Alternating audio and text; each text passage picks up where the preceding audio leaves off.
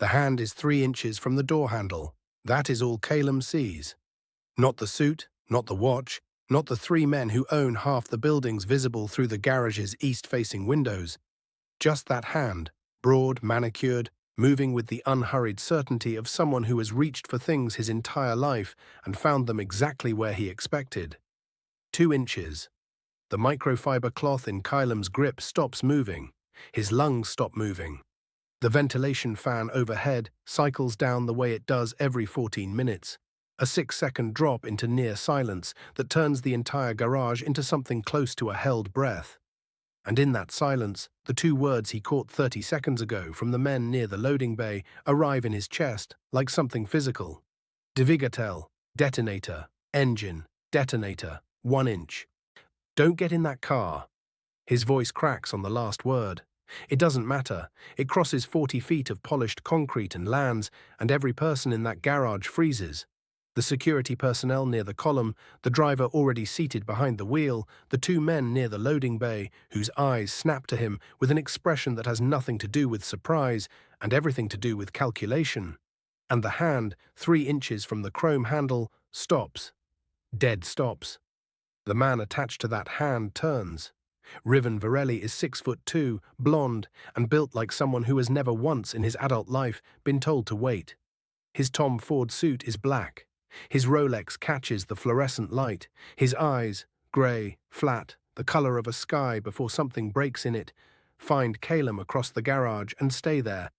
And what happens in the next 4 seconds is the most frightening thing Caelum has experienced in 16 years of living, because those eyes do not dismiss him. They assess, quietly, completely, the way a man looks at something when he is deciding whether it is a threat or a warning. The 2 men near the loading bay are looking at the exits. Hi viewers, kindly tell us where you're watching from and what time it is. Caelum Deveraux-Osei is 16 years old. He is 5'4" in work boots. He is holding a microfiber cloth that smells like industrial cleaner, and he has approximately 4 seconds before the security team closes the distance between them and makes a decision about what kind of problem he is. He is the son of an Omega father who is 5 months pregnant and waiting for a check-in text that is now 22 minutes overdue. He makes $420 every 2 weeks cleaning this private garage. He has never, in 11 months of working here, spoken to anyone above the facilities manager. He has just shouted across a private garage at the most protected men in New York. And he still doesn't know for certain that he's right. Explain, Riven says. 1 word. Quiet. The kind of quiet that fills a room the way water fills a container. Completely, finding every corner. Caelum's throat seizes, but underneath the fear, underneath the cold sweat soaking the back of his hoodie, something steadier holds. He saw what he saw. He heard what he heard. The ventilation fan gave him 6 seconds of silence, and in those 6 seconds, 2 men in official Virelli security uniforms spoke Russian to each other and used words that do not belong in any innocent conversation in any language. The 2 guards near the loading bay, Caelum says. His voice is steadier now, not calm, the opposite of calm, but committed. They were speaking Russian. I heard the words for detonator, engine, and finished, in that order. The word finished lands in the room and stays there. Stellan Virelli, standing left of Riven, shorter hair, longer coat, the one whose stillness reads like compression rather than patience, makes a gesture with his left hand. Small. Low. Directed at 2 field team members positioned near the east corridor. The field team moves. The 2 guards near the loading bay move faster. They split, opposite directions, trained separation, not panic but execution, and the sound of their boots hitting concrete echoes off every surface in the garage, and Caelum watches them run and knows, in the way that the body knows things before the mind has finished the argument, that innocent men do not run like that. Innocent men turn around. Innocent men say what and who, and I don't understand. Guilty men calculate and then they move, and these men are moving. They don't get far. The field team is faster. Riven Virelli does not watch the guards get taken down. He is still looking at Caelum, and then he does something that Caelum does not expect from a man who just had 2 of his security personnel restrained in his own garage. He looks at the car, one long look, then back at Caelum. Sweep team, he says. Quiet, like an exhale. To three people in matte black gear appear from a door Caelum has never seen used in 11 months, and they move toward the sedan with the focused efficiency of people who have trained for exactly this. And Caelum stands in the center of the garage with 4 security personnel in his vicinity, not touching him, not restraining him, but positioned in a way that makes the word voluntary feel generous. And he waits. Dario Virelli, the third brother, the one with darker roots and the laugh that had bounced off the concrete ceiling 60 seconds ago like something from a different and easier world, appears at Caelum's left with a bottle of water. He doesn't say anything, he just holds it out. And Caelum takes it because his hands need something and his throat is completely dry, and because accepting water from a billionaire is so far outside any version of tonight, he had planned that his brain has simply stopped processing it as remarkable. He drinks. He breathes. The sweep team lead crouches near the sedan's trunk. 20 seconds, 30, 40. The garage is so quiet Caelum can hear his own pulse. The team lead stands, turns to Riven. "Military grade," he says. "Trunk triggered via ignition." The silence after that sentence has a different quality than the silence before it. Before, it was tension. Now it is something heavier, the specific weight of a near thing, of distance measured in inches and seconds, and one cracked teenage voice that decided not to stay quiet. Riven turns back to Caelum. And every defense Caelum has ever built against powerful men in expensive suits, every wall, every practiced distance, every careful reminder to himself that these people are not safe and have never been safe, and will never see him as anything other than invisible. Every single one of those walls does something unexpected. It holds, because Caelum looks at Riven Virelli looking at him, and he does not feel relief. He does not feel validated. He feels, for the first time since he opened his mouth, the full weight of what he has just stepped into. And he has absolutely no idea how deep it goes. Neither does anyone else in that garage. Not yet. Riven Virelli has survived 4 assassination attempts. The first came at 26, in a parking structure in Zurich. The second and third in the same calendar year, he turned 30. One in Dallas, one routed through a financial hack that was never publicly attributed. The fourth was a poisoning attempt at a California dinner that 3 toxicologists later described as sophisticated enough to require state-level resources. He survived all 4 because of one thing: the machine. Virelli Holdings' security apparatus runs on 17 full-time intelligence analysts, a rotating field team of 24 operators, biometric access at every facility the triplets use with any regularity, and advanced sweep teams deployed a minimum of 48 hours before any principal movement.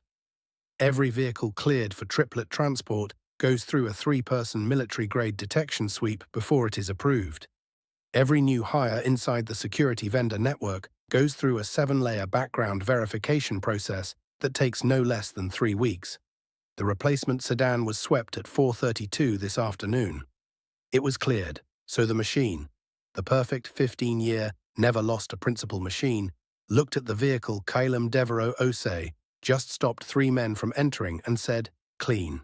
And the machine was wrong, and no alarm sounded, and no alert fired, and no analyst flagged anything, because the bomb inside the trunk of that sedan passed every detection protocol the machine possessed. What the machine did not have was a 16-year-old with a memory for Russian stress patterns and a father who worked the Brooklyn docks. The machine had no protocol for that. Upstairs, 41 floors above the garage, the Virelli Holdings penthouse overlooks the Hudson River on 3 sides. The furniture is cream leather and walnut, and the kind of restraint that costs more than excess. The windows run floor to ceiling, and the city beyond them is a grid of light that looks, from this height, like a diagram of something that has already been planned. Caelum sits on the edge of a couch that probably costs more than his father earns in 4 months, and holds the water bottle with both hands and tries to make his breathing quiet enough that no one notices it is wrong. Dario is at the kitchen island, opening a second bottle.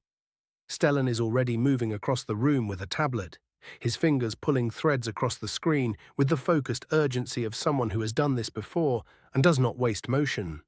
Riven stands at the window with his back to the room, phone at his ear, speaking in a voice low enough that the words dissolve before they reach Caelum. 3 men, Same face in triplicate, wearing the same grief and the same fury and the same absolute controlled precision that Caelum has come to understand in the last 20 minutes, is not a performance. It is a survival mechanism, inherited, refined, used. Dario sets the second bottle on the coffee table in front of Caelum without being asked, and crouches so their eye levels match, which requires Dario to bend considerably because Caelum at 5'4" is significantly shorter than a man who runs a global holdings company and presumably never has to duck for anything. "You want to tell me your name?" Dario says. "Caelum Deveraux-Osei. I clean the garage." "How long?" 11 months. Dario nods slowly. "You heard them from the far bay. The fan cycled down, gives you 6 seconds of quiet every 14 minutes. I know the pattern." Caelum pauses. "I wasn't eavesdropping, I was mopping." Something in Dario's face shifts, not quite a smile, but the shape of one, the place where a smile would be if the situation permitted it. "You're Russian," he says. "Where'd you pick it up?" "My father worked the Brooklyn docks. I was 9. I sat on crates and listened." "For 3 years?" "He didn't have childcare." Dario holds his gaze for a moment. Then he stands, and the almost smile is gone, replaced by the expression all three brothers seem to wear as default. Assessment without disclosure, attention without warmth. The face of men who have learned that letting people read them costs something they stopped being willing to pay a long time ago. Riven turns from the window. "Who else knows you were in that garage tonight?" he says. "No one. My shift ended at 6. "Why did you stay?" Caelum considers the answer, not because he is deciding whether to tell the truth is the only card he has, but because some truths require a particular kind of delivery to land the way they actually are rather than the way they can be made to sound. "My father is pregnant," he says. 5 months. He has a high-risk specialist he sees at the Virelli maternal clinic in Newark. The care is subsidized through the foundation. He holds Riven's gaze. "I needed the overtime to cover what the subsidy doesn't." The room goes quiet in a way it hasn't been quiet yet. Not the tense silence of a bomb threat, not the procedural silence of professionals working, but something more considered, more specific, like a question being asked by something that doesn't have words. The three brothers exchange a look. Caelum has seen people exchange looks before. Friends who've known each other 20 years, couples who've lived together long enough to communicate in shorthand, siblings who share a room. He has never seen what passes between Riven, Stellan and Dario Virelli in that 3-second glance. It is too fast, too complete, too layered with history and understanding to decode. It is less a look than a conversation. An entire conversation, eye compressed into a held breath and resolved before it ends. Stellan lowers his tablet. "The Newark Clinic," he says. "It is not a question." "Hudson Avenue," Caelum says. "My father's appointment was at 4. He would have left around 6:30. He takes 2 buses." The air in the room changes. Caelum cannot name what changes in it. He only knows that the 3 men who have been operating in the controlled efficiency of a security response suddenly do something different, something underneath the efficiency, beneath the protocol. And it takes him another moment to recognize what it is. They become purposeful in a different direction. Riven picks up his phone. Stellan is already at the door. Dario looks at Caelum with the directness of a man about to say something important in very few words. "Stay here," he says. "Don't open the door for anyone except the person outside it who will knock twice and then once." "What's happening?" Caelum says. But Dario is already through the door, and the answer, the one Caelum hasn't been given, the one assembling itself in the part of his mind that is still performing arithmetic with insufficient information, arrives not from anyone in the room, but from Riven's phone, which Riven left face up on the arm of the couch when he went to follow his brothers. The screen is illuminated. There is a photograph on it. A man in a dark green coat moving quickly out of a building entrance, face in 3/4 profile, the street behind him lit by clinic signage. Caelum knows that coat. He knows it the way he knows the sound of the ventilation fan, the way he knows the creak of the 3rd step on their apartment staircase, and the way he knows the specific rhythm of his father's breathing when Elan is trying not to show that he's worried. He bought that coat from a thrift store in Union City 18 months ago. $40, 6 weeks of saving.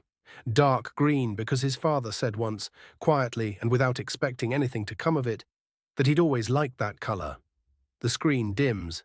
Caelum is already standing. Elan Deveraux-Osei knew something was wrong before the man was 20 feet behind him. It wasn't the footsteps. The street near the clinic had plenty of those. Newark at 6:40 p.m. being a working neighborhood full of people trying to get somewhere before the cold settled in for real. It wasn't the pace exactly. Although the pace was wrong in the specific way that things are wrong when someone is matching your rhythm rather than keeping their own. It was the exits. Elan had been counting exits since he was 19 years old. It was the kind of thing you learned when you were an Omega who walked home alone at night in a city that did not always consider your safety a priority. You learned where the lit spaces were. You learned which blocks had late open businesses and which had long dark stretches between streetlights. You learned to register, without looking directly, whether the person 20 feet behind you had a destination or whether you were the destination. The man 20 feet behind Elan Deveraux-Osei had no destination. He had purpose. So Elan did not go to the bus stop. He turned left at the corner instead of right.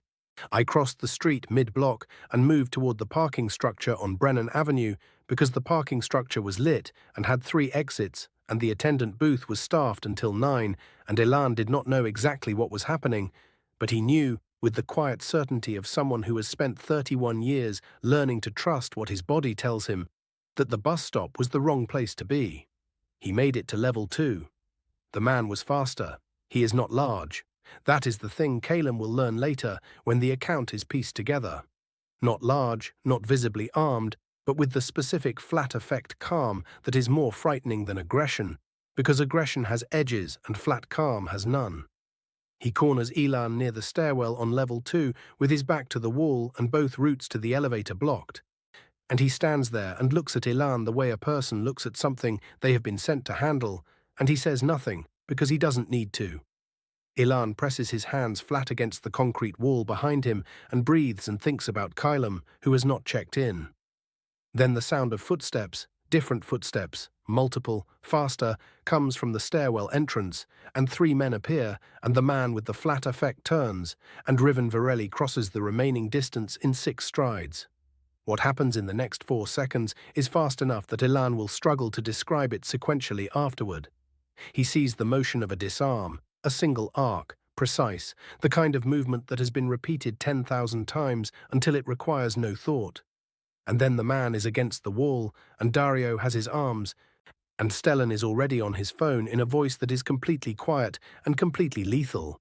And Elan is still standing with his hands flat on the concrete, trying to process the fact that Riven Virelli, the Riven Virelli, whose foundation's plaque is on the waiting room wall of the clinic Elan just came from, is standing in a parking structure in Newark at 7 p.m. on a Wednesday, looking at him like he is something that needs to be protected.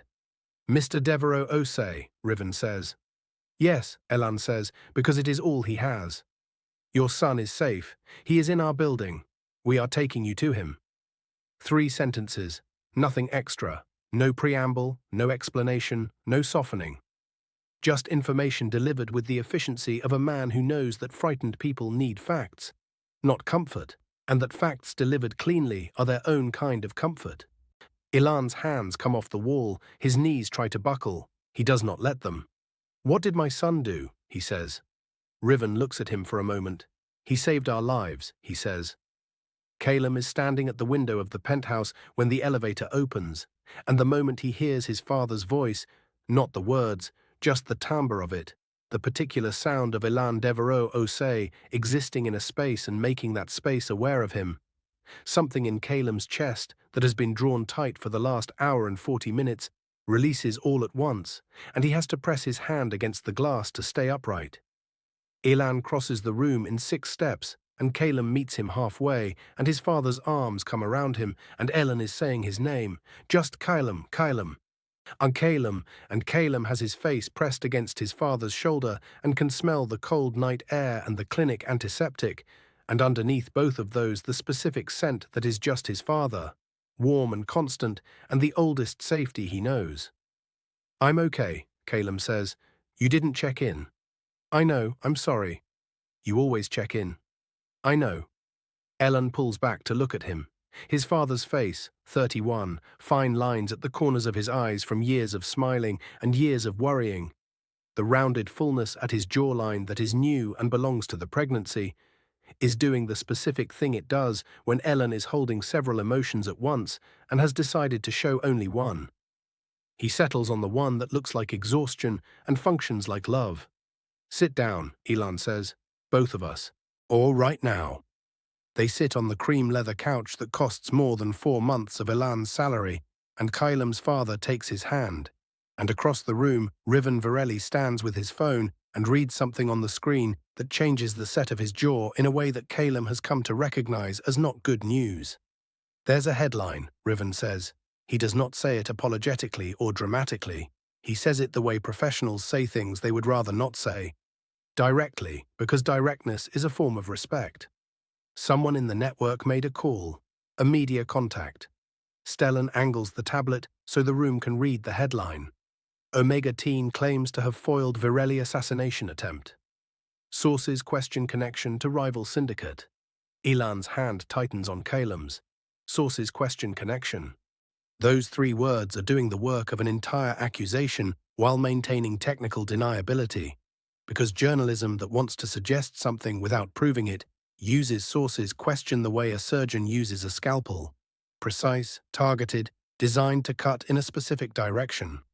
Caelum Deveraux-Osei, 16 Omega, from Newark, who stayed late for overtime and caught 40 seconds of Russian in a 6-second ventilation silence, is now a source of question in an assassination narrative involving 3 billionaires.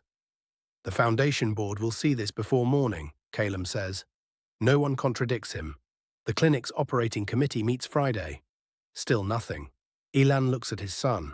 Really looks, the way parents look when they are calculating something that has no good answer. And then he looks at Riven Virelli. And what passes between the man who runs a foundation and the man whose subsidy pays for his prenatal specialist is not a request and not a challenge. It is an accounting. Here is what your world cost my son. What are you going to do about it? Riven meets his gaze. He does not look away. We will correct it, Riven says. Elan holds his gaze for 3 more seconds. Then he nods once and turns back to Caelum, and his hand stays where it is. Outside, the Hudson catches the city light and throws it back distorted. And 41 floors below, the bomb disposal team is loading a military-grade device into a federal transport vehicle. And somewhere in a Connecticut server, 3 sentences buried in an annex are waiting to be found. No one has found them yet. By Friday morning, the story has been corrected. That is the word the Virelli Holdings communications team uses in the official statement released at 6:17 a.m., corrected. And in the absence of a better word, it is accurate, because what happened between Wednesday night and Friday dawn is less a defense and more a structural demolition. Mara, the private intelligence director, whose name Caelum will hear mentioned twice and never see attached to her face, traced the source of the media leak to a peripheral logistics coordinator who had been offered $12,000 for the call and who will shortly discover that $12,000 is insufficient compensation for what follows the discovery. The 2 guards provide recorded statements, not voluntarily, armed but legally obtained under federal cooperation agreements, that the Virelli legal team moves through channels with the speed of people who have done this before and have the relationships to do it fast. The bomb disposal report is released to federal investigators. The chain of evidence is clean, documented, and undeniable. Omega Teen credited with foiling Virelli assassination plot. Federal charges filed. The word question does not appear in any follow-up headline. Carver Holst, 53, disgraced former Alpha investment partner, the man who purchased access to a pre-existing vulnerability in the Virelli security vendor network and directed it toward a car bomb in a private Manhattan garage, is arrested Thursday afternoon at his Maryland residence. He is wearing, at the time of arrest, a suit that 3 separate journalists will identify by brand in their coverage, because the visual of expensive fabric and handcuffs is a combination the internet never tires of, and editors know it. He does not look the way villains are supposed to look. He looks ordinary, slightly overweight, annoyed in the specific way of someone who genuinely believed they would not be caught, which is its own kind of portrait. He is charged. He is processed. He is, by noon Thursday, a public name attached to a public humiliation, and the story that was briefly shaping itself into a shadow over Caelum Deveraux-Osei has been completely reoriented by the weight of evidence and the speed of three men who are very good at reorienting things. Caelum should feel relieved. He is sitting in the hospital room where his father was taken Wednesday night for precautionary monitoring. Blood pressure elevation, mild stress response. The baby is fine, and Dr. Osei said so with the specific firmness of a woman who knows her patients need certainty stated plainly. Watching a news segment that ends with his school photo and the Chiron local teen hailed as hero. And he feels something that is not relief, and is not satisfaction, and is not the particular warmth of vindication. He feels the specific unease of a situation that has resolved too cleanly. Riven enters the room at 11:17 a.m. He comes alone. No security visible inside the door. One person in the hallway, far enough to give the room privacy. And he wears no jacket, the first time Caelum has seen him without one. And the dress shirt is dark grey, and the Rolex is still there, and he looks, without the jacket, like someone who has been awake for 30 hours and is not going to mention it. He sits in the chair beside the bed. Not the one across the room. The chair beside. Holst is in federal custody, Riven says. I saw, Caelum says. The clinic funding is confirmed secure for the next operating year. I saw that too. The Foundation Board reviewed the incident report this morning. There will be no impact to the Newark facility. Caelum nods. His father is asleep on the bed, blood pressure monitor running its steady sound, one hand resting on the curve of his abdomen. Dr. Osei came through at 8 a.m., reviewed the overnight numbers. I said good in the tone of a doctor who means it, and left a printed summary on the rolling table by the bed. The baby is fine. The pregnancy is stable. Everything, in the visible and documentable sense, has resolved. Riven stands to leave. His phone buzzes. He looks at the screen. One look. The jaw tightens. He sits back down. Caelum watches him. Waits. The forensic analysis of the trigger mechanism came back at 4 a.m., Riven says. He is looking at the middle distance, not at Caelum, the way people look when they are organizing information before they speak it. The device had two triggers. One connected to the ignition. That's what the sweep should have caught and didn't. The second was remote capable. He pauses. Encrypted, relay-based, requiring a separate operator. Caelum waits. The operator is not Holst, Riven says. The operator is not either of the two guards. Holst was a client. He purchased access to something that already existed. The architecture, the recruitment of the guards, the subcontract loophole, the relay system, belongs to someone who was not in that garage and is not in federal custody. The hospital room monitor keeps its sound, steady, rhythmic. The sound of things being measured and found acceptable, which feels, in this moment, like a different language entirely. How long until you find them? Caelum says. Riven is quiet for a moment. We're already looking. That's not an answer. Riven looks at him then, directly, the way he looked at him across the garage Wednesday night before anyone knew whether Caelum was right or dangerous or both. No, he says, it isn't. Caelum looks at his sleeping father. At the hand on the abdomen. At the monitor number, which is currently good, which can always change. The architect knows my name, Caelum says. It is not a question. Riven does not treat it like one. Yes. And my father's clinic. Yes. And that we're here. A pause that answers before he speaks. We're addressing that. Caelum is 16 years old. He cleaned garage floors for 11 months to help cover the cost of a pregnancy that is high risk and complicated and dependent on specialist care funded by a foundation whose principles he saved 4 days ago. He is sitting in a hospital chair in Newark, New Jersey, watching his father sleep. And somewhere outside this building, somewhere with a name no one has found yet, a person who built a military-grade remote bomb trigger is doing arithmetic that includes his address. The resolution that looked like a resolution at 11 a.m. is not a resolution. It is an intermission. Riven stands again. This time his phone stays in his pocket. We're moving your father to a secure medical facility, he says. Same care team. Dr. Osei has agreed. It's 40 minutes outside the city, private, access controlled. He pauses. You'll come with him. You'll both be safe. And after? Caelum says. After we find the architect. And if you don't find them before, we will find them, Riven says. He says it the way the machine says things, with absolute procedural confidence, the voice of a system that has never lost a principle and intends to maintain that record. And Caelum looks at him and thinks about the sedan that passed its sweep at 4:32 and was cleared and had a military-grade device in the trunk. And he thinks, the machine said the car was safe too. He doesn't say this. He doesn't need to. The look on Riven Virelli's face tells him that Riven is thinking exactly the same thing. So here is where they are. The visible enemy is arrested.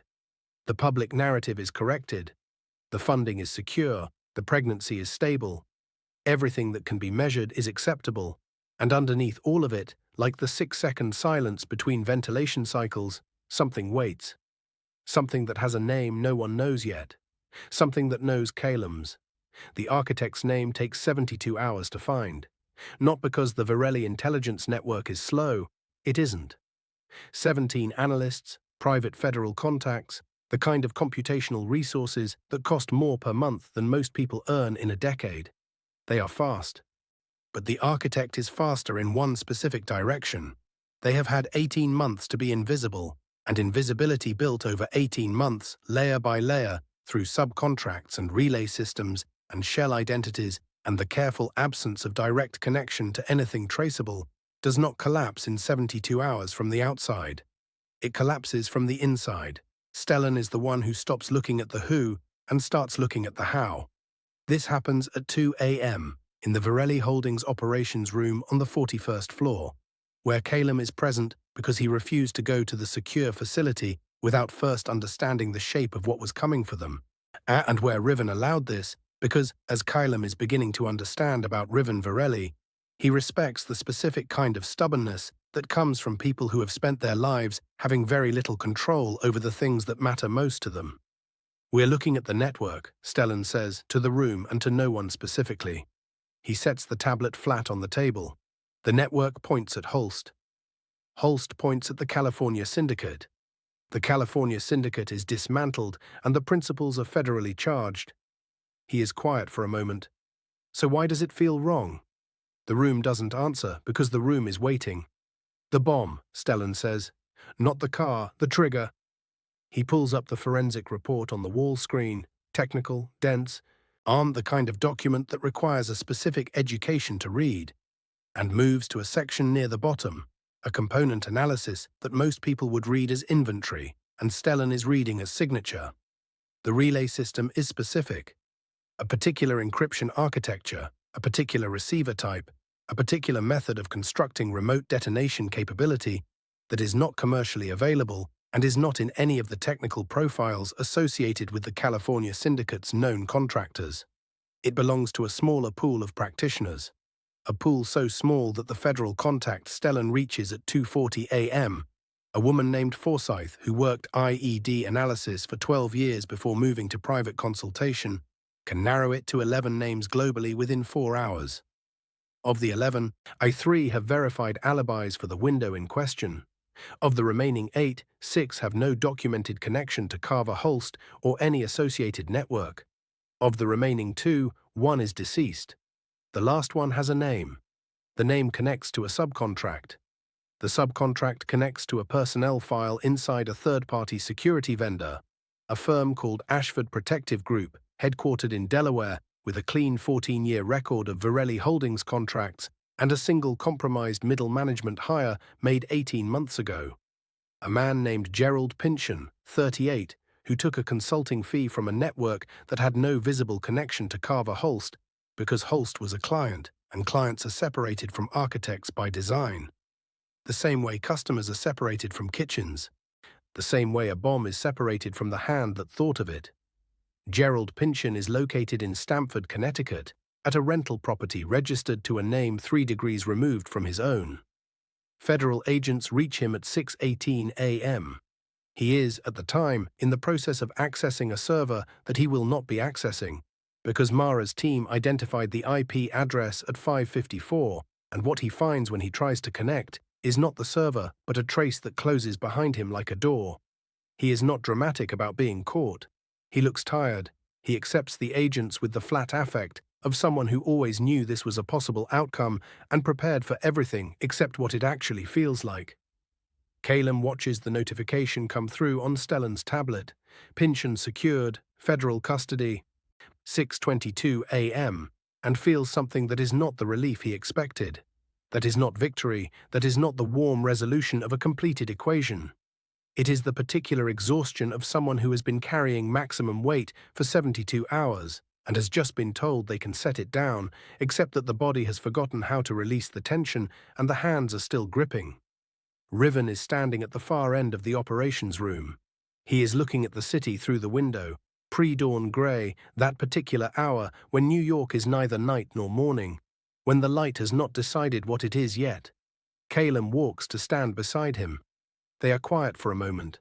The city outside is enormous and indifferent and ongoing, the way cities always are, and making no adjustment for the fact that somewhere in the last 72 hours, a 16-year-old from Newark and 3 men who own pieces of it moved through something together that neither side would ever quite be able to fully explain.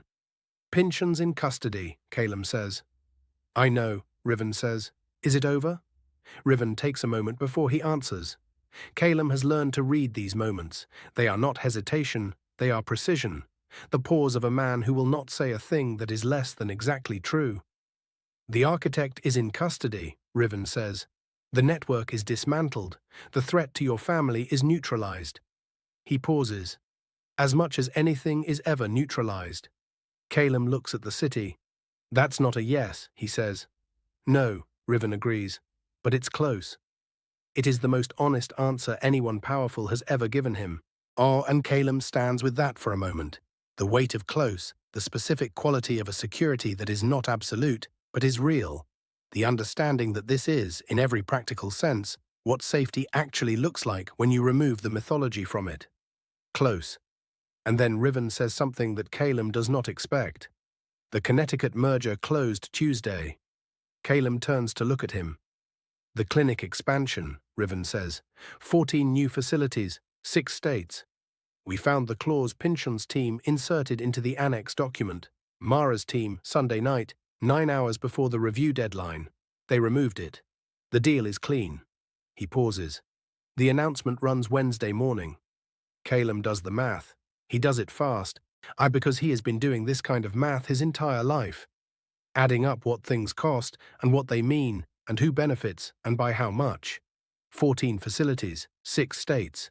The Newark clinic serves 412 Omega parents per year. Scale that by 14, adjusted for facility size and population distribution, and the number lands somewhere above 3,000. 3,000 Omega parents receiving care they could not otherwise afford.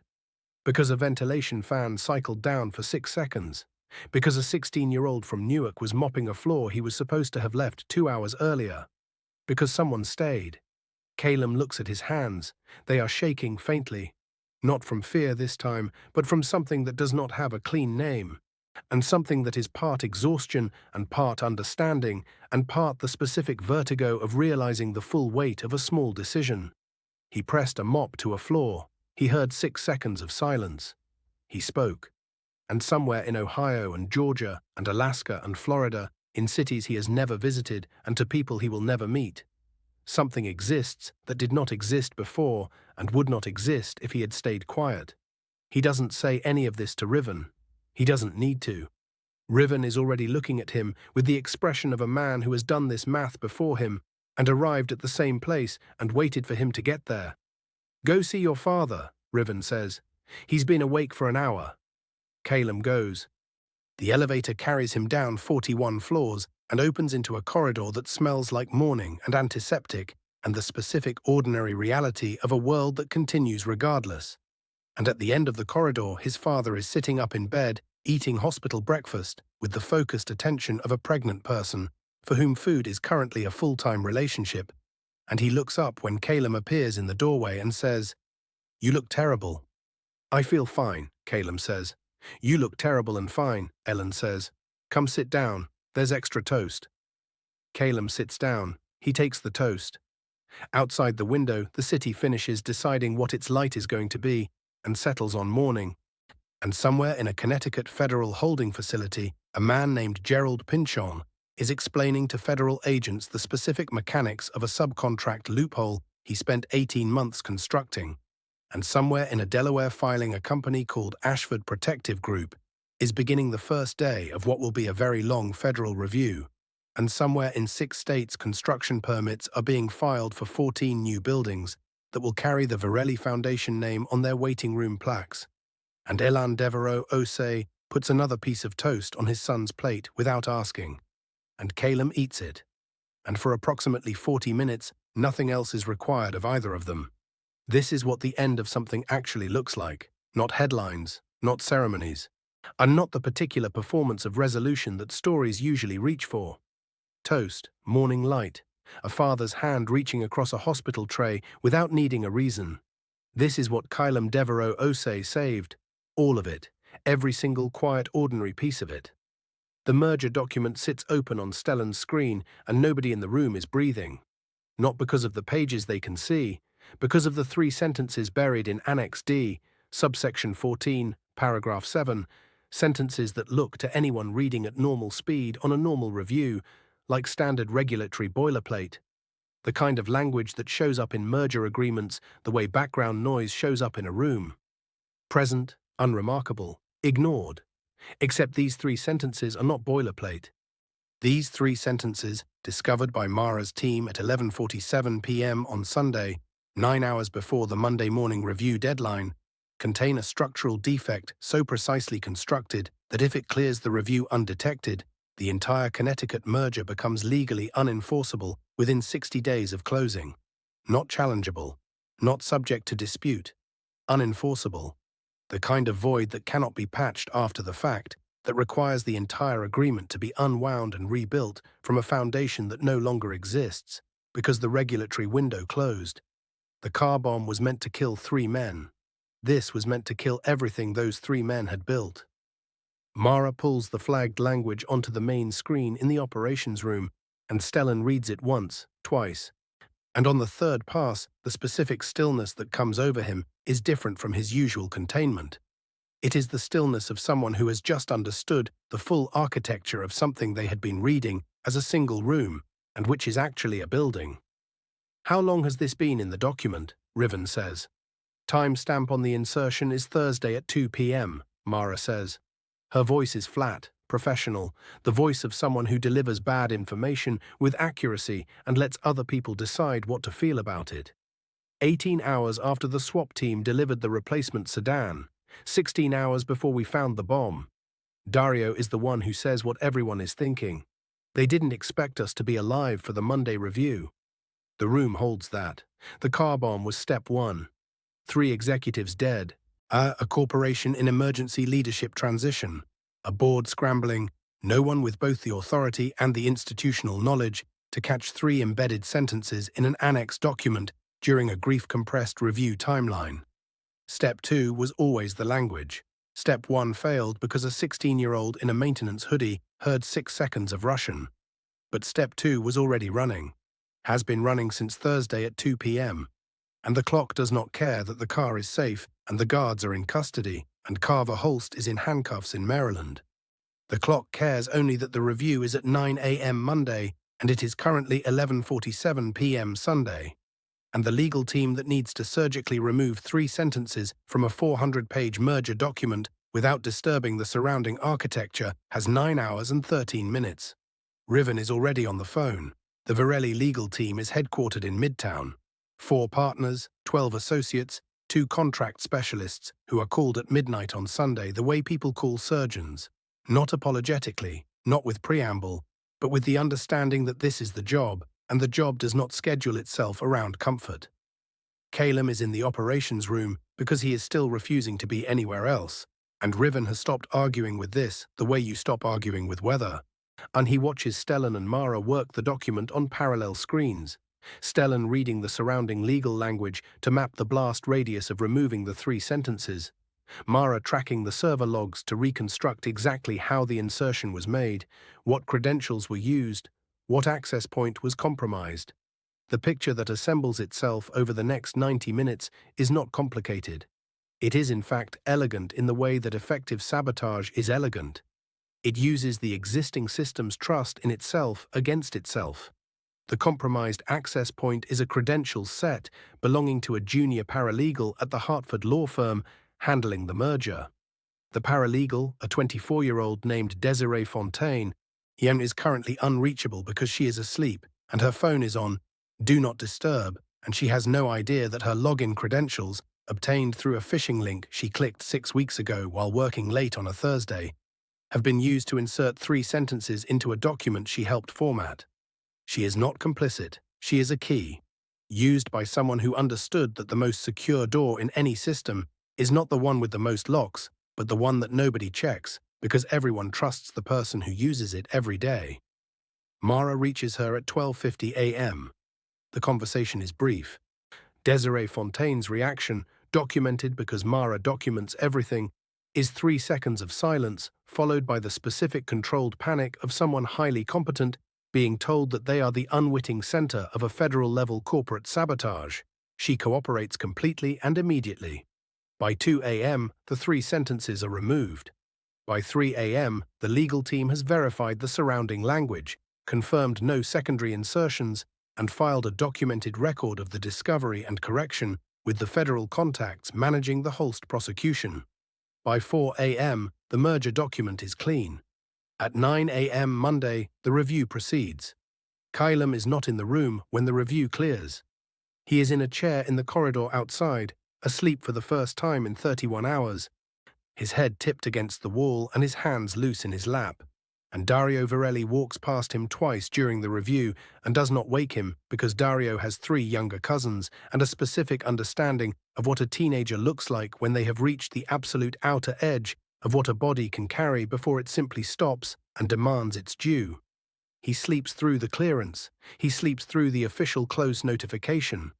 He wakes up at 10:14 a.m. to Riven Virelli standing in front of him with 2 cups of coffee from a place that is not a coffee machine, and Riven holds one out, and Caelum takes it, and Riven says, "The merger closed." Caelum wraps both hands around the cup and looks at the wall across from him. "The clinics," he says. 14 facilities, Riven says, 6 states. E-construction begins in the spring. Caelum nods. He drinks the coffee. It is very good coffee. He does not say anything else because there is nothing to say that is larger than what is already sitting in the corridor between them, taking up space without needing to be named. But here is what none of them know yet. Here is what Mara finds at 11 a.m.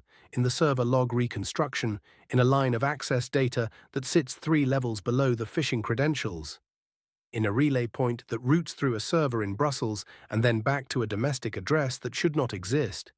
Gerald Pynchon did not work alone. And the person who worked with him is not in federal custody. And they have been watching the merger review from a server that is still active. The name on the screen is one that Riven Virelli has known for 11 years. Amara puts it up at 11:23 a.m. without introduction, without preamble, with the efficiency of someone who understands that the information itself is the event, and anything added around it would only slow the impact down.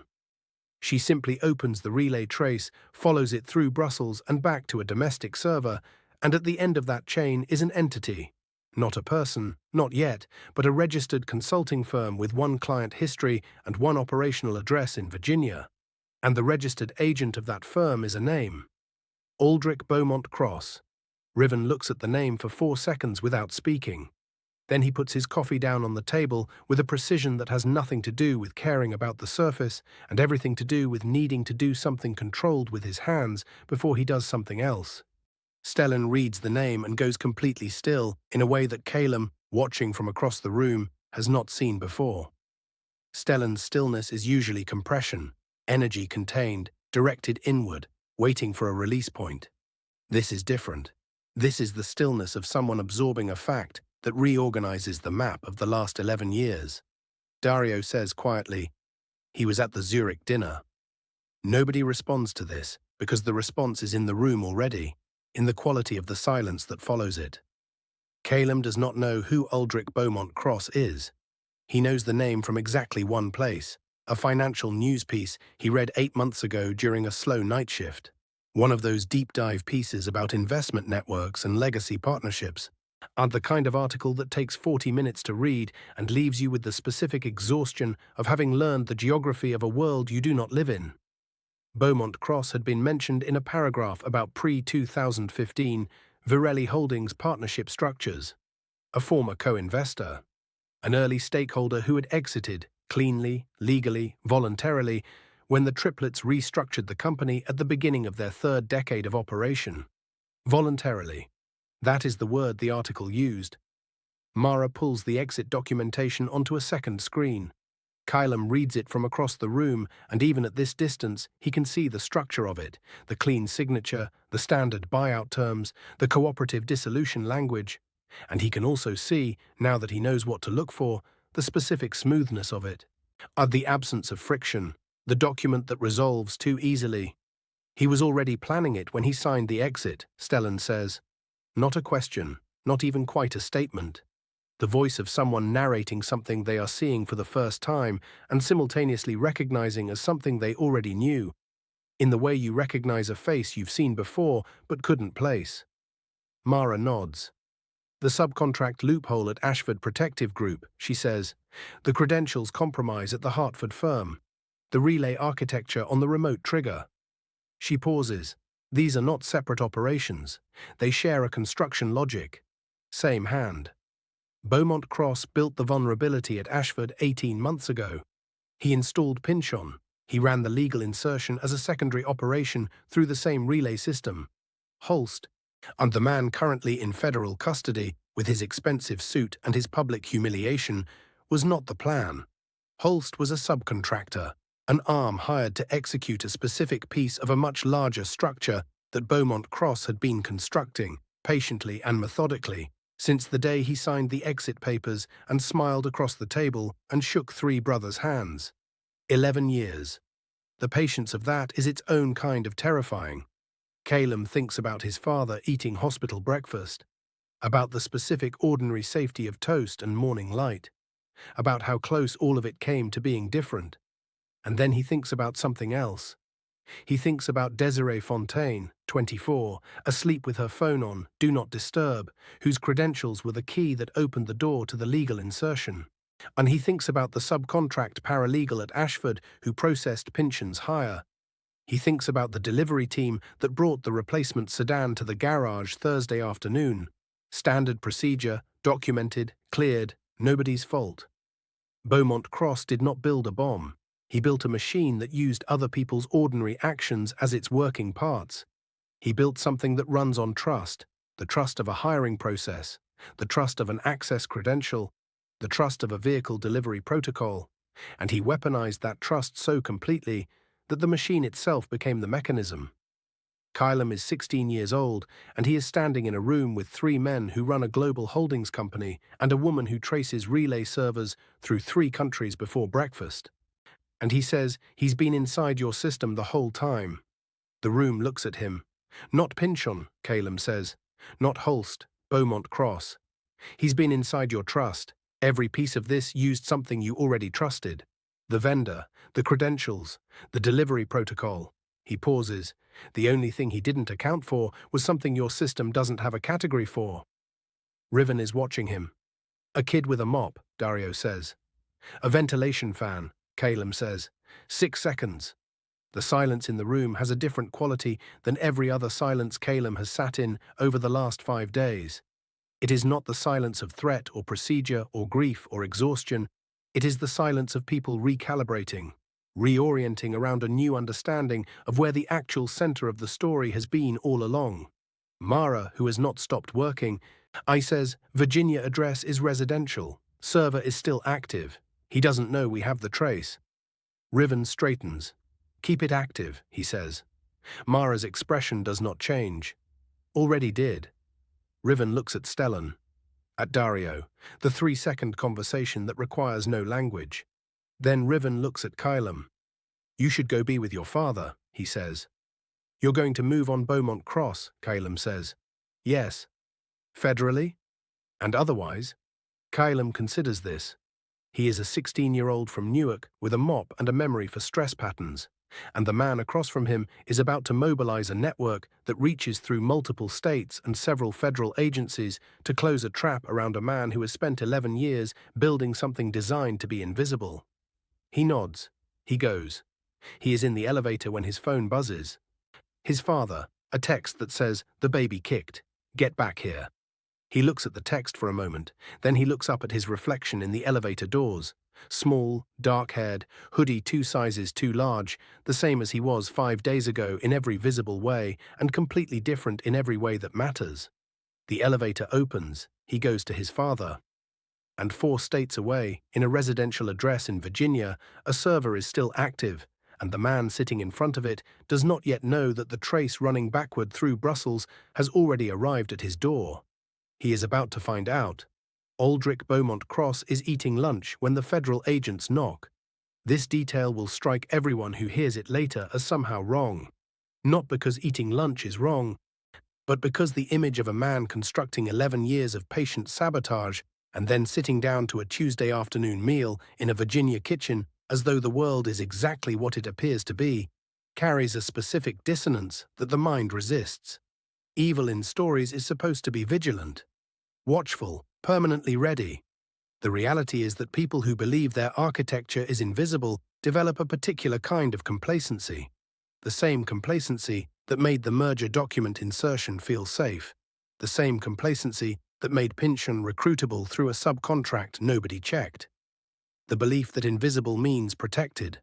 The server trace proved otherwise. He opens the door to 4 federal agents, and the specific expression that crosses his face in that moment is not surprise, not fear, and not the dramatic collapse of a man whose plan has failed. It is the particular blankness of someone absorbing information that their entire operational worldview told them was not possible. He processes it in approximately 2 seconds. Then he steps back from the door, sets his fork down on the kitchen counter and says, "I'd like to speak with legal counsel," which is the correct response and also the response of a man who has been planning for contingencies, including this one, which means this is not entirely over, which the federal agents understand, and which Riven Virelli understands when Mara texts him the 3-word confirmation, "Beaumont Cross in custody."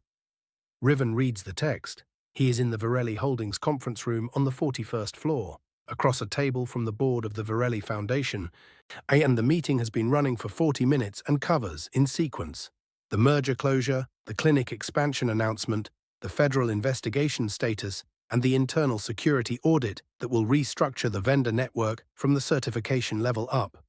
The board members, 7 of them, ranging from a former federal judge named Celestine Okafor-Briggs to a pediatric endocrinologist named Dr. Marcus Webb, who has spent 20 years running Omega Health Advocacy.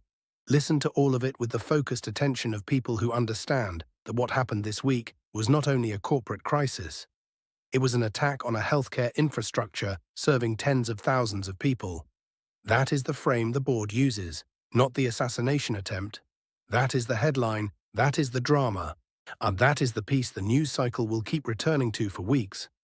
But what Celestine Okafor-Briggs says at the 40-minute mark, in the measured voice of someone who has spent decades inside rooms where large things are decided, is this.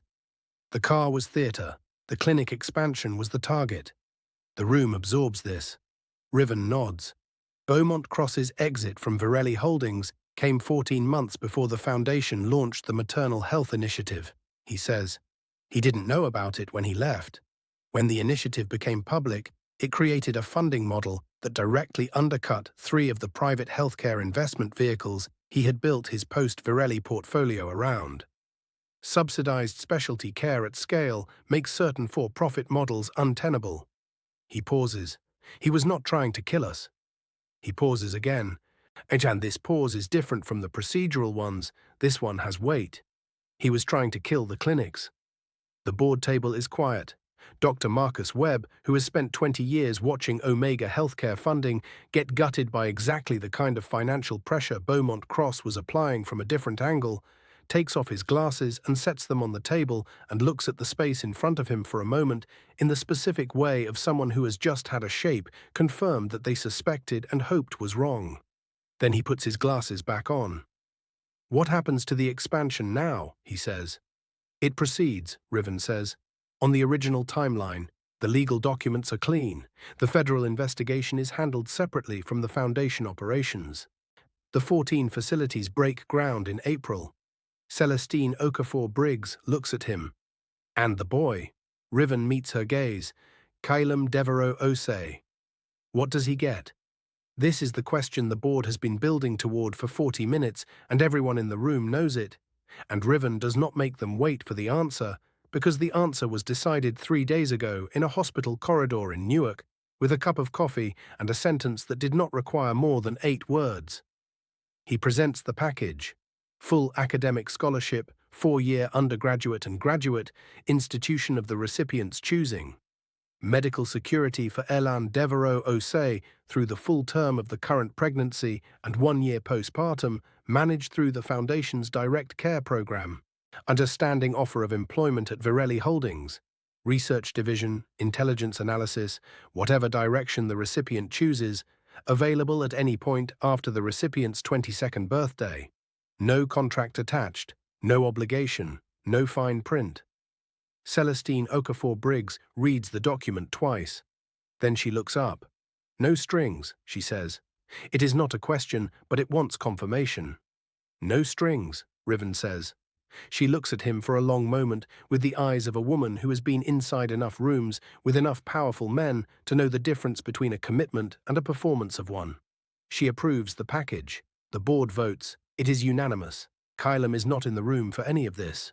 He is in Newark, in the apartment on Hartwell Street that has the creek on the 3rd stair, and eating reheated soup his father made from scratch because Elan Deveraux-Osei's response to stress has always been to cook something, and the kitchen smells like garlic and thyme and the particular warmth of a space where people have been taking care of each other for a long time.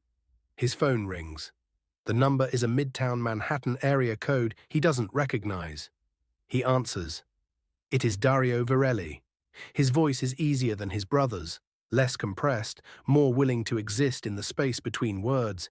He says what the board decided in the order it was decided, simply and completely, and when he finishes, there is a silence on the line that Caelum needs a moment to navigate, because the silence is full of things he doesn't know what to do with yet. Why? Caelum says. Because the question is real. And because no strings from a billionaire foundation is either the most straightforward thing in the world or the most complicated, and he needs to know which one this is before he decides what to do with his hands. Dario is quiet for a moment. Because Riven said you chose integrity over fear, he says, and because we've spent a long time building things. We'd like to know more people who do the same. Caelum holds the phone. In the kitchen, his father calls out, "Soup's getting cold." "I'll be right there," Caelum calls back. He looks at the cracked plaster on the hallway wall, the framed photo of his father holding him in the hospital 30 seconds after he was born, the one with terrible lighting and the best expression on Elan's face that Caelum has ever seen. The coat rack by the door with the dark green coat. "I need to talk to my father first," Caelum says. "Of course," Dario says, "and I have questions." "I'd expect that." "Lots of them." "Good," Dario says, and something in the word is genuine. Not corporate, not managed, but the voice of a man who actually means it.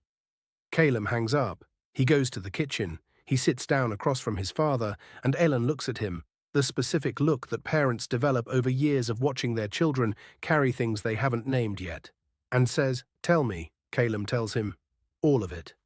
And Elan listens, the way he has always listened, with the kind of full attention that makes the speaker feel that what they are saying is the most important thing in the room. Which to Elan it is, which is one of the truest things about him, one of the things Caelum will spend years understanding the value of. When Caelum finishes, Elan is quiet for a moment. Then he picks up his spoon. "Eat," he says. Caelum eats. They sit in the kitchen that smells like garlic and thyme, and outside the window, Newark is doing what Newark always does, continuing, persisting, moving through its ordinary Tuesday with no adjustment for the fact that 2 blocks away a 16-year-old just received an offer that will change the shape of his life. Elan sets down his spoon. "What do you want to do?" he says. Caelum looks at his father. "I want to go to school," he says. "I want to study languages. The way sound carries meaning. The way words land differently depending on everything around them. He pauses. I want to understand why 6 seconds of silence let me hear what a whole system missed. Elan is quiet. That's a good reason, he says. It is the only endorsement Caelum needs. But there is one thing none of them know yet. One piece that the federal investigation will not surface until Thursday.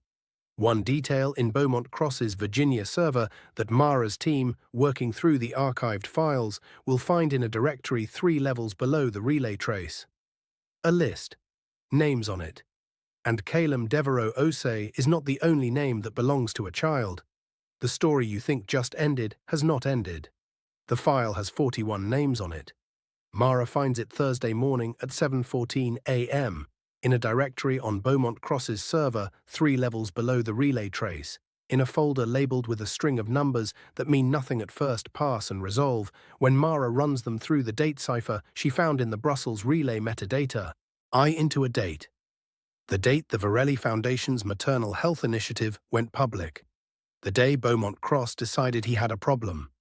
41 names, each one attached to a clinic, a foundation, a healthcare non-profit, a legal advocacy organization, each one representing a funding stream that Beaumont Cross's investment network had identified as a direct competitive pressure on his for-profit healthcare portfolio. Virelli Foundation was number 3 on the list. The 2 above it, a maternal care network in Atlanta and a pediatric Omega Health Fund in Philadelphia, had experienced what were logged as unrelated funding collapses in the previous 2 years. Unrelated. Mara looks at the collapse documentation for the Atlanta network, then the Philadelphia Fund.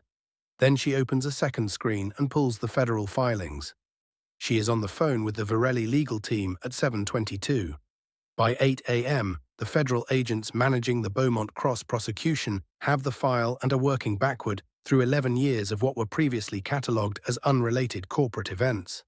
Caelum learns about the list the same way he learns most things during this week, not because anyone specifically decides to tell him, but because he is present in the operations room when the information arrives, and because Riven Virelli, whatever his many qualities and whatever the specific complexity of the power he carries, has decided at some point in the last 5 days to stop treating Caelum Deveraux-Osei as a witness who needs management and to start treating him as someone who is owed the truth.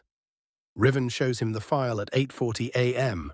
Caelum reads it, and he reads it the way he reads everything, completely, with the auditory imagination that turns text into something he can almost hear.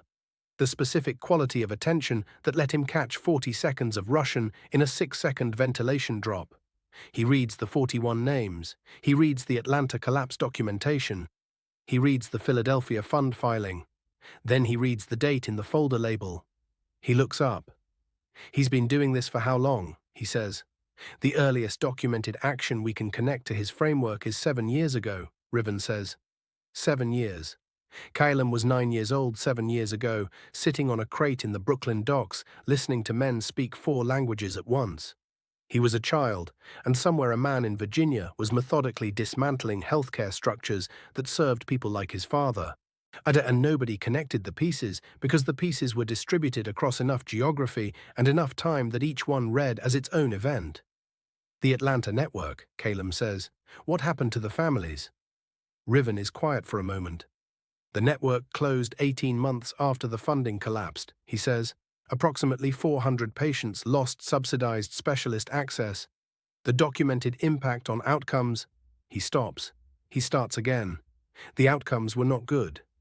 Caelum looks at the wall. He is thinking about Dr. Osei, about the 12-week appointment, about $14,000, about the specific arithmetic of what happens to a high-risk pregnancy when the specialist disappears and the alternative is a general practitioner who is doing their best with resources that were not designed for the complexity of the case. And he is thinking about 400 people in Atlanta who didn't have a ventilation fan, who didn't have 6 seconds, who had nothing, because the thing that would have protected them was taken apart by a man in Virginia over a spreadsheet of investment returns. He's going to prison, Caelum says. Federal charges on 12 counts, Riven says. The Atlanta and Philadelphia cases will add to that. The prosecution timeline is... I don't mean the timeline, Caelum says. I mean it's going to happen. Riven looks at him. Yes, it's going to happen. Caelum nods. This is not satisfaction. It does not feel like satisfaction, which he realizes is what he expected it to feel like, and which it isn't. Because the 400 people in Atlanta still lost their care, and the outcomes were still what they were, all and no federal conviction reverses that. Justice, he is learning this week in a way that no classroom could have taught him, is not reversal. It is not restoration of what was lost. It is the closing of a mechanism that was causing harm, the removal of a gear from a machine, the prevention of the next 400 people losing their care to the same hand. It is forward-facing. It is incomplete. It is still worth everything. The Virelli Foundation Board meets again on Thursday afternoon and approves an emergency grant to both the Atlanta Network and the Philadelphia Fund. Not enough to rebuild what was lost, but enough to restart the operational cause, enough to reopen intake, enough to begin. Celestine Okafor-Briggs writes the motion herself. It passes without discussion. Dr. Marcus Webb, after the meeting, stands in the corridor and says to no one in particular, "We should have caught it sooner." Caelum, walking past with a paper cup of water, hears this. He stops. "You couldn't have," he says. "It was built to look like separate things. You can't catch separate things. You can only catch it when you're in the right place at the right time with the right 6 seconds of quiet." Dr. Webb looks at him. "And if you hadn't been," he says. Caelum thinks about this. "Someone else would have been," he says. "Eventually." He pauses. "That's why you keep building, so there are more people in more places with more chances to hear." Dr. Webb is quiet for a moment. "How old are you?" he says. 16, Caelum says. Dr. Webb looks at him for another moment. "You should come talk to our board sometime," he says. When you're ready." Caelum takes a sip of water. "I have a lot of school first," he says. Dr. Webb nods. "We'll wait," he says. That evening, Caelum rides the bus back to Newark. Not because there isn't a car available, there is. A Virelli security vehicle that would take him door to door. But because he needs the bus the way he always needs the bus. The way he has needed it since he was old enough to ride it alone. For the 38 minutes of motion and ordinary strangers and the city moving past the window and his own thoughts having room to settle. He watches Newark come toward him through the scratched bus window, the familiar block pattern of it, the specific texture of a place that has never promised him anything except itself. He thinks about linguistics programs, about the way sound carries meaning, and about the 6 states where construction will begin in April. His phone buzzes. His father.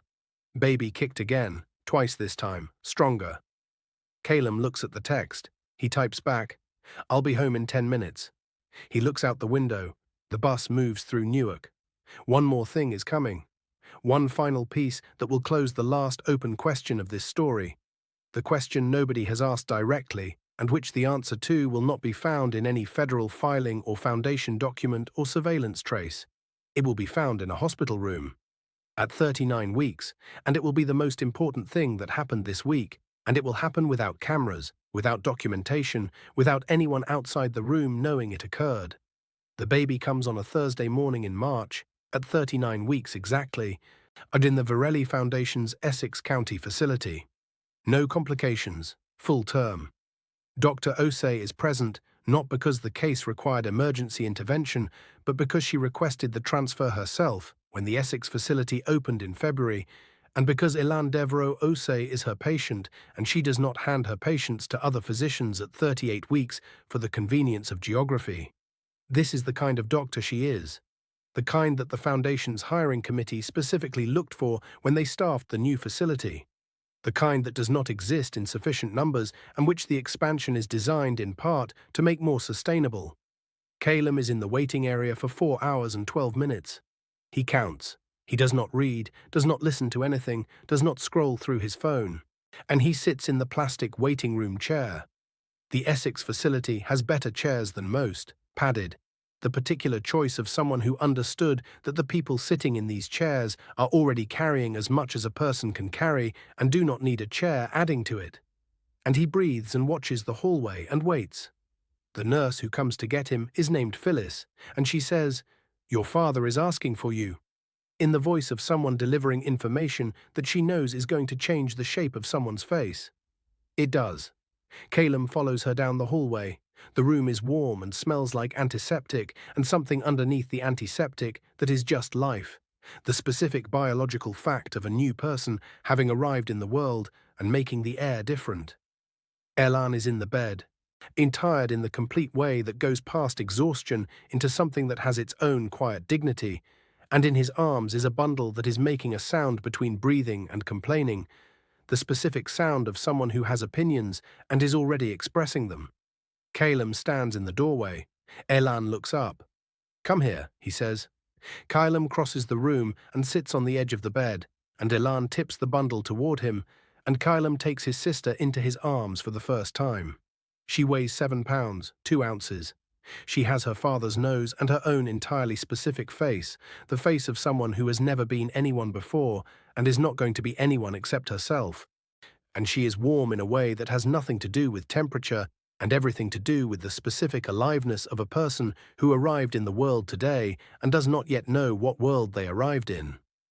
Caelum looks at her. He thinks about a microfiber cloth and a garage floor, about the 40 seconds of Russian in 6 seconds of silence, about the crack in his own voice crossing 40 feet of concrete and the hand that stopped 3 inches from a door handle. He thinks about Atlanta, about 400 families and outcomes that were not good, about the list with 41 names and the man in Virginia who thought funding was a weapon and used it like one. He thinks about Gerald Pynchon and Carver Holst and Aldrich Beaumont Cross, who are collectively facing more federal charges than any of them will outlive, whose machine, Patient, invisible, 11 years in construction, is now being used against them in the form of evidence that Mara's team documented so thoroughly that 3 separate federal prosecutors have described it as the cleanest evidentiary chain they have worked with in a decade. He thinks about Desiree Fontaine, who clicked a phishing link on a Thursday while working late, and who spent 6 weeks not knowing, and who cooperated completely and immediately, and who has since been hired by the Virelli Holdings legal team's cybersecurity division, because Stellan Virelli's philosophy on people who made honest mistakes while working hard is, you recruit them before someone worse does. He thinks about Mara, who he never met face to face, who traced 3 continents of relay data in a single night, whose name will not appear in any headline. He thinks about Dr. Osei, who requested the transfer herself. He looks at his sister. She is looking at him with the unfocused gaze of someone for whom everything is still too new to pass, for whom the face above her is not yet a face, but a presence, a warmth, a sound. And she curls her hand around his finger, the specific grip of a newborn that is purely instinct and purely real. And Caelum's chest does something that he does not have words for yet, and suspects he will spend years developing language to describe. "What are you going to name her?" he says. Elan is quiet for a moment. "I was thinking Serenova," he says. Seren for short. Caelum looks at his sister. "Seren," he says. She tightens her grip on his finger. 2 weeks later, in a conference room in Midtown, Riven Virelli presents Caelum with a formal letter confirming the scholarship terms, the foundation care package, and the standing employment offer. He presents it across a table, not with ceremony, not with cameras, not with the performance that attaches itself to powerful people doing good things when they want credit for the doing. He hands it across the table. Caelum reads it. He turns to the last page. The signature line says, "No conditions, no obligations. This is given because it is owed." Caelum looks up. "You didn't have to add that last part," he says. "I know," Riven says. "Then why?" Riven is quiet for a moment. "Because you read everything before you sign it," he says. "And I wanted you to know we know that, and we respect it." Caelum looks at the letter. He signs it, and he folds his copy and puts it in the inside pocket of his jacket. The Brooks Brothers jacket that Dario had sent to the apartment in Newark 3 weeks ago in a box with no note, except his business card and a handwritten line on the back that said, "For the next time you're in a room where you need to be heard." He has worn it twice. Both times it fit exactly right. He stands. Riven stands. They shake hands across the table, not the way boardrooms shake hands, not with the particular theater of that gesture, but the way two people shake hands when they have been through something together, and the handshake is simply the acknowledgement of that fact. You warned us not to get in the car, Riven says. You listened, Caelum says. That is all. It is enough. There is a photo on the wall of the Newark Omega Maternal Clinic on Hudson Avenue. It has been there for 6 months. It shows a boy in a grey maintenance hoodie standing beside a microfiber cloth captured by the garage's security camera at 8:47 p.m. on a Wednesday in November, frozen in the moment before he opened his mouth. Someone in the Virelli communications team found the frame in the archived footage and printed it and had it framed and installed it without asking anyone's permission because they believed it deserved to be seen. Underneath the photo, a small placard reads, "This facility continues operating because of the people who speak when speaking is hard." Most visitors walk past it without stopping. Some stop. Some read it twice. Some take out their phones and photograph it and send it to people they love. None of them know the full story. None of them know about the 41 names or the Brussels relay or the ventilation fan or the 6 seconds of silence that changed everything. None of them know that the boy in the grey hoodie is currently enrolled in his first semester of linguistics at a university in Massachusetts, that he calls his father every morning before his 8 a.m. class, that his sister Seren is 4 months old and has developed a habit of grabbing his earlobe with both hands when he holds her, that he still thinks about the Atlanta families, that he is learning Mandarin and Farsi alongside Russian, that he has started writing about the way language carries danger and the way silence carries information, and the way the most important thing a system can have is a person who notices what the system cannot hear. They don't know any of this. They just stop in front of the photo. They read the placard. And something in the way they stand there, the particular quality of a stillness that is not emptiness but recognition, suggests that even without the story, they understand the shape of it. They understand that somewhere, at some point, in a room full of people who weren't listening, someone was. And that is exactly why the clinics are open, and the babies are here, and the work continues. Most people will never know the full story of what happened in that garage on a Wednesday in November. And that is exactly why it matters that you do. If this story moved you even 1 degree, if it made you think about the 6 seconds of silence in your own life, the moment you almost didn't speak, the person who needed you to stay, then this is the moment to share it. Put it in the comments. Send it to someone. Tell us what chapter hit you hardest and why. Because your words in this comment section are the reason stories like this reach the people who need them most.